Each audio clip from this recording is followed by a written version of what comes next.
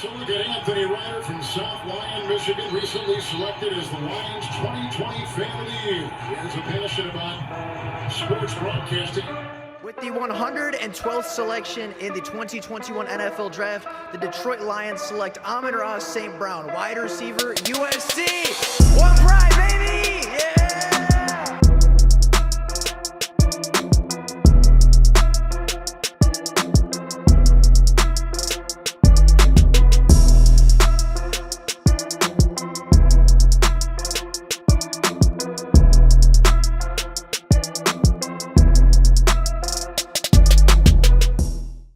What is going on, everybody? Welcome back to another Detroit Lions video. The Detroit Lions took a very hard-fought loss to the Seattle Seahawks in the home opener in Week 2. The Detroit Lions fall to 1-1, while the Seattle Seahawks grow to 1-1 on the year. The Lions lost 37-31 in a high-scoring game, in a game that really should have gone to the Detroit Lions. The Lions hurt themselves a ton throughout this game. They shot themselves in the foot time after time after time. And all credit to the Seattle Seahawks. They made plays at the end of the game. They capitalized on opportunities that they needed to.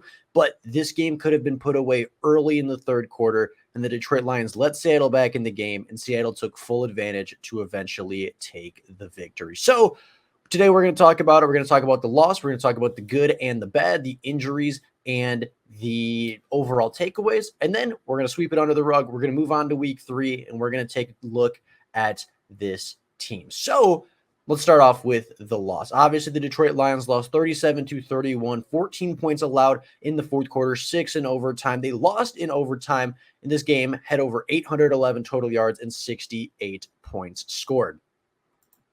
Offensively, the Detroit Lions were very strong. They bounced back after kind of a rough week in Kansas City, having 418 yards, 316 passing yards, 102 rushing yards, 31 points, but they did have 5 turnovers, essentially. They had 3 actual turnovers, a fumble from Amon-Ra St. Brown that really didn't affect the game too much, but does count as a turnover. They, of course, had the fumble at the start of the third quarter that eventually led to 7 points from the Seattle Seahawks. And then, of course, they had the pick 6, which directly resulted in 7 more points right there. 14 points off of turnovers, and of course the 2 turnovers on downs I do consider turnovers as well. So really, the Lions turned the ball over 4 times and still kept this game within 6 points.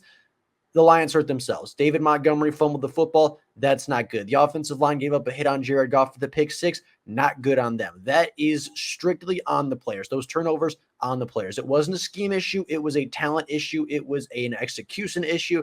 And that is really where the Lions offense struggled. Now, granted, I use the word struggle as if they didn't put up 31 points, as if they didn't put themselves in an opportunity to win this football game. But those 5 turnovers certainly hurt, right? That fourth down conversion we didn't get at the Seattle 30 could have been a field goal that would have saved us in regular time, right? Obviously, that fumble coming out of the half spotted Seattle 7 points. That pick 6 a few drives later spotted them 14 points on top of the fumble, right? That's 14 defensive points that were completely avoidable, and the Lions really hurt themselves a lot. They played a sloppy game on offense, but also played really well for a large majority. It's just the big turnovers, the big costly mistakes that came back and bit them in the butt.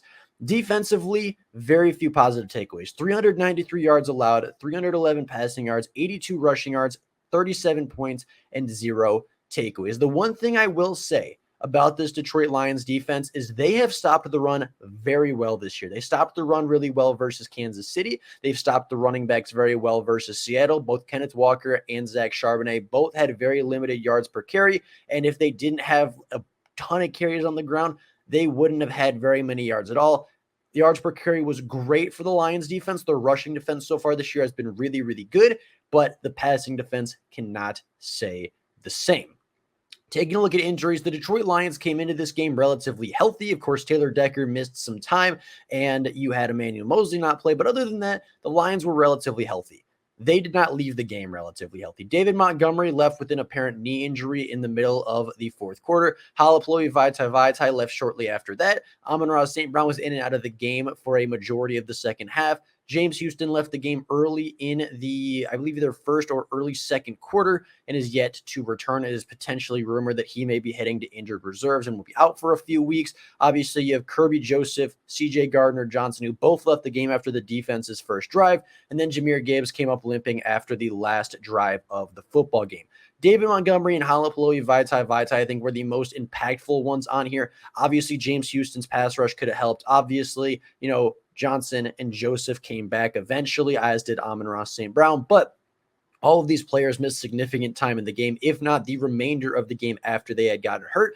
And honestly, I think Vaitai and Montgomery were the two biggest ones. David Montgomery could not be stopped on the ground. Other than that one fumble, I don't think David Montgomery had one negative rush, had one negative rushing attempt the entire game other than that one fumble that spotted Seattle 7 points. He was having an incredible game. I think if he and Vaitai stay healthy, the Lions can run the ball better. They have more momentum. They're able to control the clock a lot better. They don't throw that turnover. They don't throw that pick six because obviously as soon the play after Halapaloa Vaitai went out, that's when Jared Goff got hit for the pick six. If Vaitai's in, I think that pocket stays clean. I think Jared Goff delivers a strong ball to Jahmyr Gibbs. The Lions pick up a first down. If David Montgomery isn't hurt, they pick up better yardage on first down. Maybe it's a completely different play call on second down.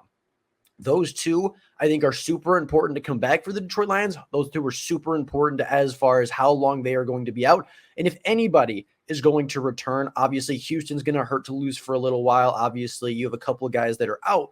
But I think David Montgomery and Halapaloa Vaitai have to come back to this Detroit Lions roster if they want to find offensive success in the next couple of weeks. Now, taking a look at the good and the bad of this football game. The good, Ben Johnson was great. His play calling put players in a position to win. A lot of chunk plays, a lot of big plays through the air. Really, really good day from Ben Johnson. Jared Goff was great. Other than the pick six where he got hit while he was throwing, he was almost perfect. He was, I believe, completed 80% of his passes, over 300 yards, 3 touchdowns. He was amazing at Ford Field, and the offense just moved really, really well. Again, other than the turnovers, their offense was efficient. Their offense moved up and down the field. Their offense put up points, and they probably should have won that football game based off the offensive performance that they had. Now, with that being said, I do think the last offensive possession could have gone a little bit better. You had a minute 44 at the 50-yard line with 3 timeouts. You should at least try to score a touchdown there. That is an advantageous situation for your defense. And honestly, I think it's because the Lions didn't trust their defense to hold Seattle. I think if the Lions try to go up, and they obviously would have gone up by 4, they scored the touchdown.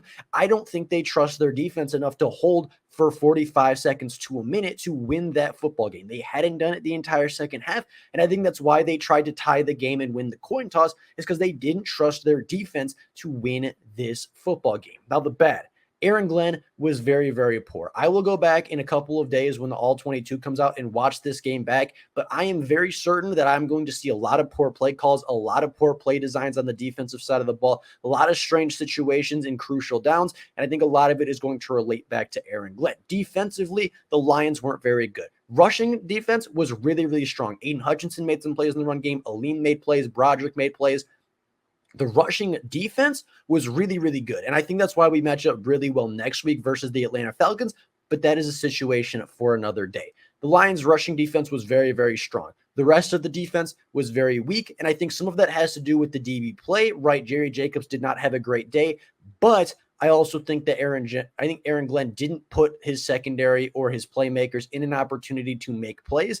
And I do think that is what cost the Detroit Lions the game eventually. I also think the draft class has some serious questions, right? Jahmyr Gibbs didn't look great on the ground, had a drop through the air. He just wasn't as explosive as we need him to be. Jack Campbell didn't play a whole lot, wasn't super impactful when he was on the field. And maybe if we go back and watch it, it's going to say something different. Maybe he was on the field and just shutting down his side of the field didn't get tested a whole lot, and that would be a good thing. But for right now, it seems as though the first 2 picks could have been used wiser, right? It could have been used on Jalen Carter, who's dominating the NFL. Could have been used on other rookies who are playing significantly better right now in the NFL. But as of right now, the first-round picks are questionable, right? Jahmyr Gibbs didn't have a great day on the ground. I think needs to be used a little bit differently. Obviously, like I said, Jack Campbell is on and off the field. He seems to be making a couple plays when he's on the field, but isn't really the big impactful guy and doesn't seem to be playing as much as you'd hope for the 18th overall pick, while guys like Jalen Carter are dominating. You have Sam Laporta, who played very well today yet again, I think is a gem from this draft class. Brian Branch was very quiet in coverage, which is a good thing for him. But then you have Hendon Hooker from the third round who didn't play, obviously due to injury. You have Broderick Martin, who was a healthy scratch. You have Antoine Green, who was taken out due to concussion after just one catch. And all of a sudden, that's several players from your draft class, especially the high picks, that become highly questionable. Now, I'm not saying they were bad picks, but I do think it's time to start questioning whether or not they were the right picks for a team that could have potentially used some help elsewhere. Now, overall, here are my big takeaways from week 2. The talent is there. The Detroit Lions have played 2 relatively sloppy games. They have a ton to clean up over the last 2 games, including turnovers, including fourth down conversions, including coverage in the secondary, and of course, pass rush ability and keeping the quarterback contained in the pocket. But I think their talent is what's keeping them in these games, right? Their talent offensively, as well as their coaching offensively, keeps them in games. Their talent defensively, from Aiden Hutchinson to Levi Onwuzurike to Benito Jones playing really well, to the linebacking core being talented, the safety room being talented, and the cornerbacks being talented, keep this group in football games, right? But I do think that they are going to continue to hurt until the coaching improves. The Lions can be super dangerous. If they clean up their turnovers on offense and they clean up some coverage stuff on defense, they can be a really good team. They could be 2-0 right now versus Kansas City and Seattle, 2 teams that not only could win their division, but potentially win the conference, right? The Lions can be dangerous, especially if healthy, but they're not healthy and they're not clean right now. Now, on top of that, I think a healthy defense is not bad. We saw versus Kansas City what this front 4, what this front 7 could look like with Josh Paschal and James Houston and John Kaminsky and, all of these players rushing the passer, but we don't have that anymore, right? All of a sudden, you have James Houston and Josh Paschal on injured reserve, 2 players that were expected to play big roles in the pass rush, and Charles Harris is not playing as well as you expected him to. Romeo Okwara is not playing as well as you expected him to. And all of a sudden, now it's just Aiden Hutchinson once again being the lone pass rusher on this team, not having a running mate to go with him. Now, injuries are a concern. Obviously, we talked about all the injuries here today, and we will get a bigger idea of how these injuries look in the coming days, how severe David Montgomery's injury is, how severe Halapaloe Vaitai-Vaitai's injury is, how severe Amon-Ra St. Brown's injury is, whether or not James Houston will go on injured reserve. But the Lions have an injury problem after this game, and I think the depth still put them in a position to win, but if you're losing 4, 5, 6 players by week 2, that's obviously going to hurt you quite a bit. Coaching issues, I think that Ben Johnson called a very good game. Obviously, the turnovers hurt. I don't think the fourth down call on the Seattle 30 was a bad play call. I think it was just a great play by the defense. I don't necessarily hold that against Ben Johnson because Sam Laporta was open. He had a step. Jared Goff put a good ball. It just so happened that Devon Witherspoon, being the 5th overall pick, made a really, really good play on it, right? I think that a lot of the play calls put the team in a position to succeed, and most of the play calls worked. So offensively, I'm not worried about the coaching. Head coach Dan Campbell, I think, called a lot of people are upset about the fourth down that didn't go for a field goal that eventually cost the Detroit Lions the game from a points perspective.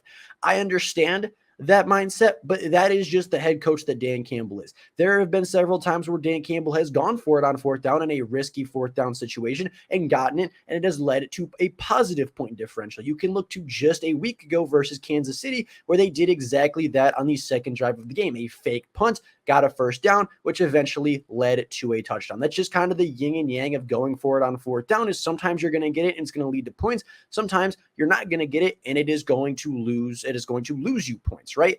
I'm not too concerned about Dan Campbell's play calling or his aggression. I think the Lions only went for it twice on fourth down. Unfortunately, didn't get it either time.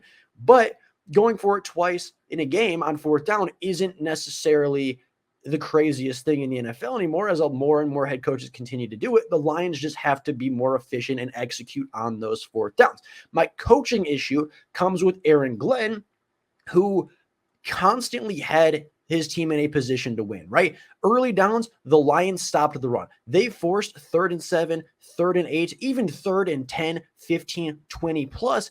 And then Aaron Glenn on those major downs, on those third and long downs, would not put his team in a position to win. He would put his cornerbacks in off zone coverage, right? He would have Jerry Jacobs playing 10 yards off and continuing to retreat. And there are several plays that stick out to me where it's like, why don't you just let them play man coverage? Why don't you let them play the coverage they're good at? Why don't you let them play man what they've been really good at, right? Cam Sutton's really good at man. Jerry Jacobs, pretty good at man coverage. Why are you making him play some off zone coverage on a 3rd and 15 where he's backing up into the end zone when the first down marker is at the 5-yard line?